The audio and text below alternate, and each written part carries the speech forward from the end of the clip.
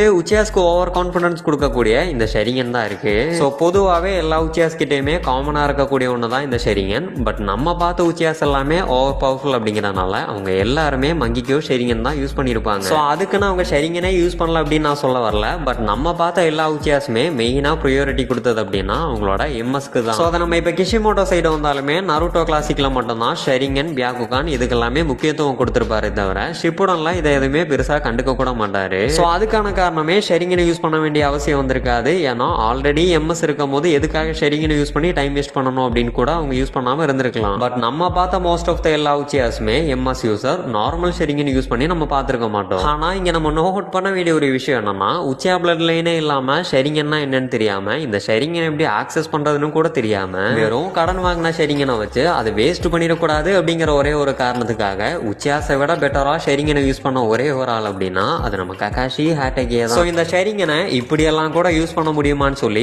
உச்சியாசவே வாய புழக்க வச்ச ஒரு ஆள் தான் நம்ம ககாஷி ஹாட்டகி. ஸோ இதுல சர்ப்ரைஸுக்கு மேல சர்ப்ரைஸ் என்னன்னா உச்சியாசால முடியாத ஒரு சில விஷயத்தை கூட நம்ம ககாஷி பண்ணிருப்பாரு. ஸோ ஷெரிங்கனை யூஸ் பண்ணி 1000 ஜுட்சுவை மாஸ்டர் பண்ணது. ஸோ அதே ஷெரிங்கனை மங்கிக்கோ ஷெரிங்கனா மாத்தி காமுயை யூஸ் பண்ணது. ஸோ இதுக்கும் மேல சொல்லணும் அப்படின்னா இது வரைக்கும் எந்த ஒரு உச்சியாசுமே எடுத்த உடனே பர்ஃபெக்ட் சுசனோ போட்டிருக்கவே மாட்டாங்க. பட் நம்ம ககாஷி யூஸ் பண்ணதே பர்ஃபெக்ட் சுசனோ தான். ஸோ அதுவுமே சாஸ்கியா வாயில வாழைப்பழத்தை தூக்கி வைக்கிற மாதிரியான ஒரு சம்பவத்தை செஞ்சு விட்டுருப்பாரு. ஸோ இதெல்லாம் என்னதான் உச்சியாஸோட பவர்ஸாவே இருந்தாலும் நம்ம ககாஷி அதெல்லாமே காப்பி பண்ணி அவங்களவே மிஞ்சிட்டாரு அப்படின்னு தான் சொல்லி